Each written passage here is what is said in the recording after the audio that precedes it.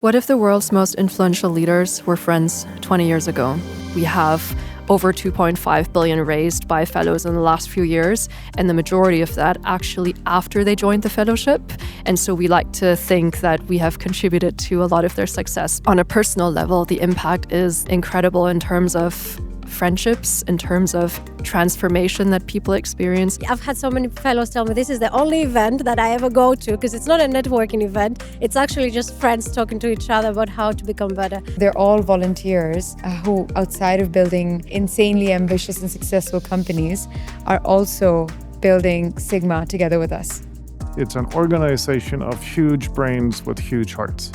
And that energy is just so palpable and so intoxicating, so invigorating. I think there is money to be made in this world and all this stuff, and for sure that's nice. But the real joy here is to have an impact on the world.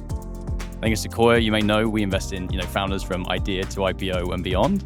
These are some of the most ambitious people we meet in our travels. And I love the talent density of this event. This energy of building and wanting to achieve things in the world, but it's nicely complemented by a sort of feeling of community. An experience I never had at another conference. It's so different. They're really operating at the edges. They're pushing assumptions and they want to change the world. And a lot of them are super accomplished already, not only in their studies, but many of them have been building products for years despite their young age.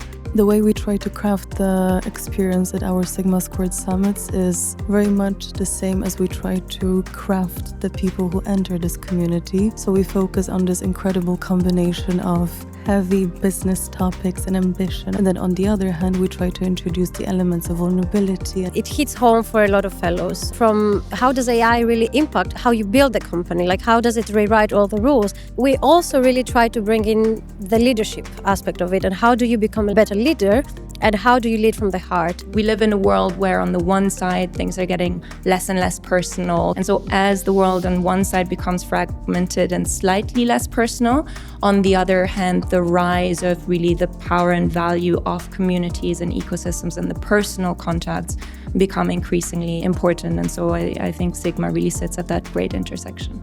Whoever you meet, everyone is very curious about each other as human beings, and not so much about this question of what is it exactly that you do, but it's really more, who are you? The fundraising impact is insane. They are building meaningful businesses, and so if you as a venture capitalist want to invest in great companies and also invest in meaningful companies, this is the place to be.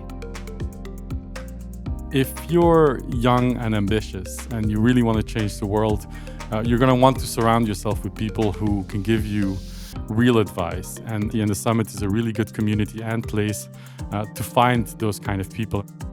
What makes Sigma Squared different is that it is this group of people who are so ambitious, so bright and smart, who are impacting the world for the better, but they're all doing it from a place of kindness. People have really big ideas and a lot of ambition. And I think the other thing that's really crucial is that they're very willing to listen to people who are experienced in the ecosystem. And I think there's a great kind of interplay and interaction between both the audience and the speakers on stage. When I think about which role this group of people would have in shaping the future, they'll be the shapers of the future. They're the architects, the artists, the rebels, the crazy ones, the people brave enough and bold enough and weird and wild enough to do it. Sigma magic is what you feel when you step into the conference. And you can't put it into words, it's impossible to describe. But when you're there, you feel it.